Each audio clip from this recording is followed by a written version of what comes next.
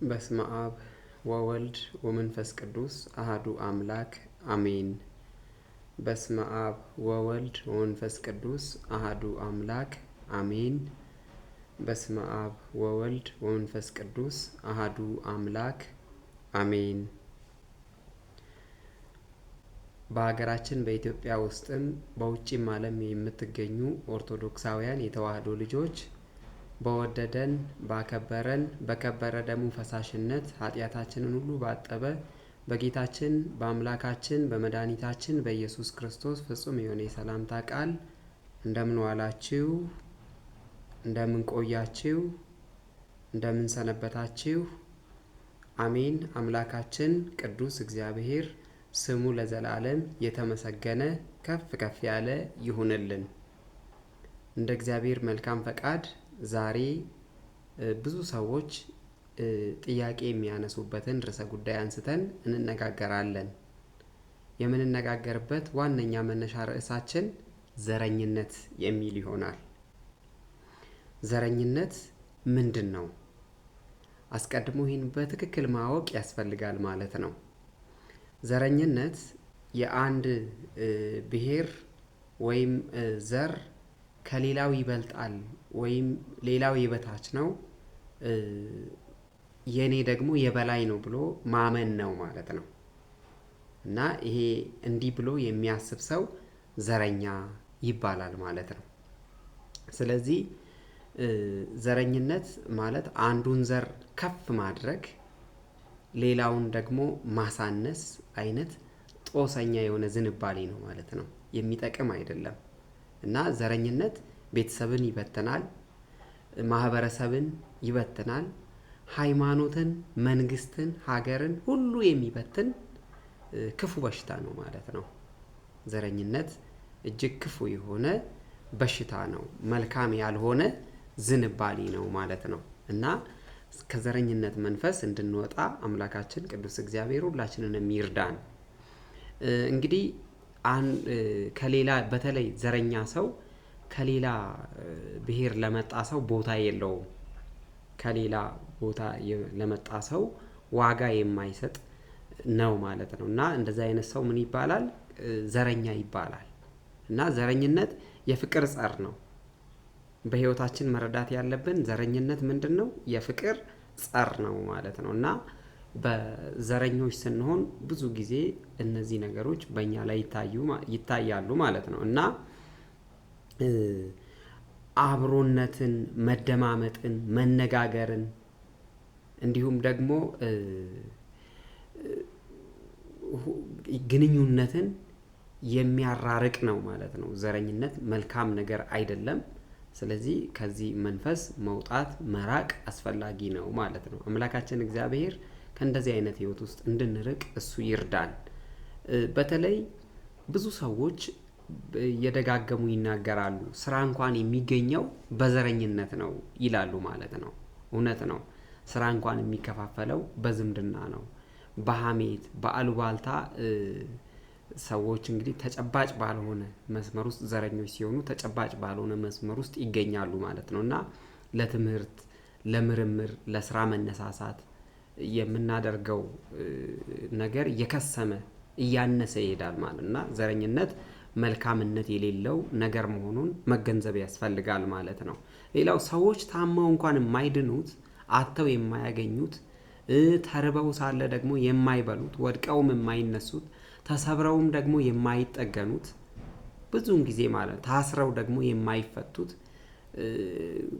የማይፈቱ የሚመስላቸው ይሄን ከዚህ በላይ እስካሁን ያልነውን ነገር ሁሉ በህይወታቸው ላይ ያጋጠመ ሲያዩ ተስፋ ሲቆርጡ ምንድነው የሚሉት? ተሰደው በባዕዳን ሀገርም ደግሞ ሲንከራተቱ ማለት ነው።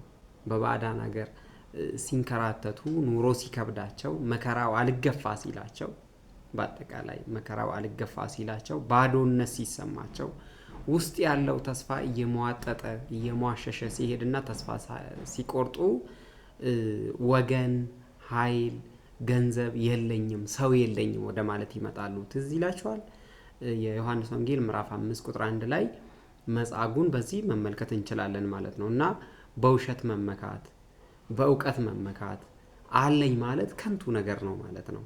ከንቱ ነገር ነው።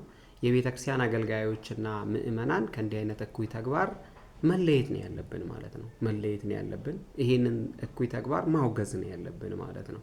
የማይጠቅም ስለሆነ፣ ለኛ የማይበጅ ስለሆነ እግዚአብሔርን መላበስ ነው ያለብን።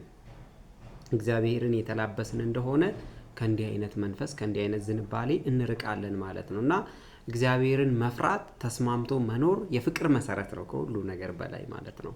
በተለይ በዚህ ህይወት ውስጥ ያላችሁ ሰዎች እጅግ ደስ ይበላችሁ። እግዚአብሔርን እየወደዳችሁ ደግሞም እግዚአብሔርን እያከበራችሁ የምትኖሩ እና እግዚአብሔር የዘር መድሎን አያደርግም፣ አያዳላም እና ለማንም አያዳላም። እግዚአብሔር ለሁሉ እኩል የሆነ አምላክ አለን ማለት ነው እና ለሁሉ ብሔሮች፣ ብሔረሰቦች፣ ህዝቦች የሚያስብ አምላክ ነው እግዚአብሔር እና እንደ ሰው አይደለም። በተለይ በብሉይ ኪዳን ትዝ ይላችሁ እንደሆነ እስራኤላውያን እናንተ በግብፅ ምድር እንግዳዎች ነበራችሁ፣ እናንተ ጋር ደግሞ የሚቀመጥ እንግዳ እንደ ሀገራችሁ ሰው ቁጠሩት፣ እንደ ሀገር ልጅ እዩት፣ እንደ ሀገር ልጅ ቁጠሩት የሚል ምክር ተሰጥቷቸዋል ማለት ነው። ይሄ አይነቱ ምክር እንግዲህ ጸረ ዘረኝነት ነው ማለት ነው። ጸረ ዘረኝነት ዘሌዋውያን ምዕራፍ 19 ቁጥር 34 ላይ ይህን ቃል እናነባለን ማለት ነው።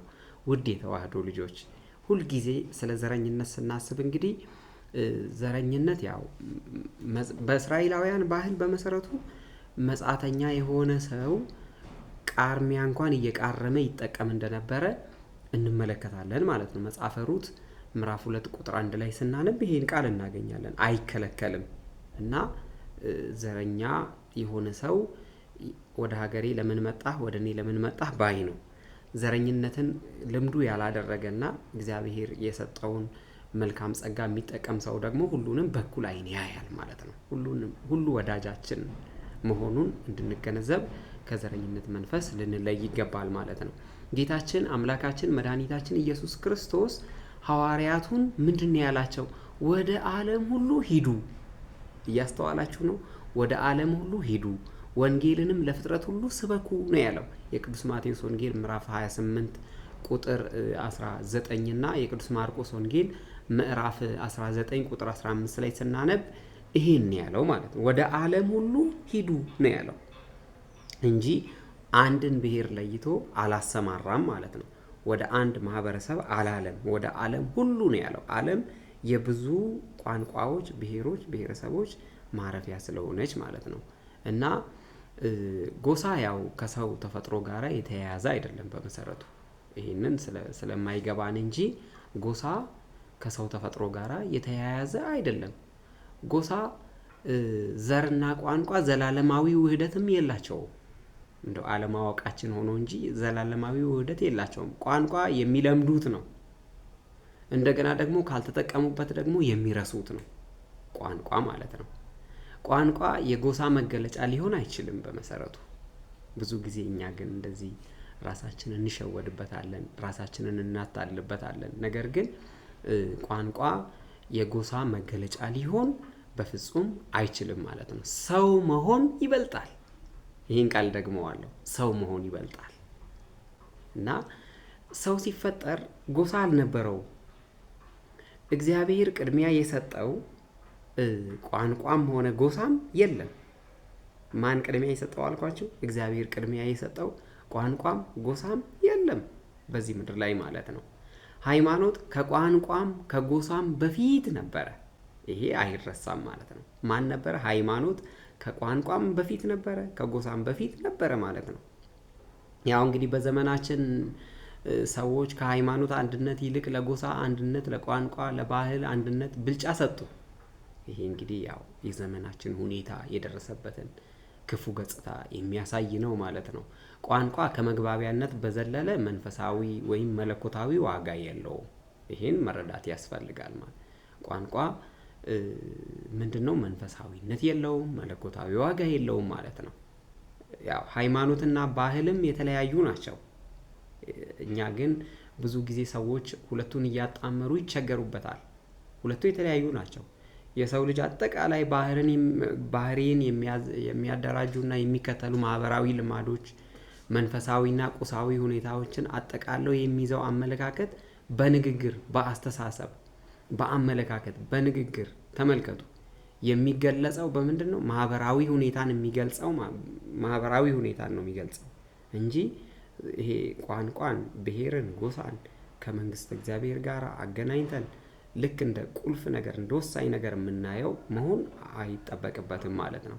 እና ምሁራን እንደውም ባህልን ሲገልጹት ባህል እንደ ማህበረሰብ አባላት ያላቸው ማህበረሰቡ እንደ አባልነት ማለት ነው ያላቸው የሚያስቡት የሚያደርጉት ማንኛውም ነገር ሁሉ ነው ማለት ነው።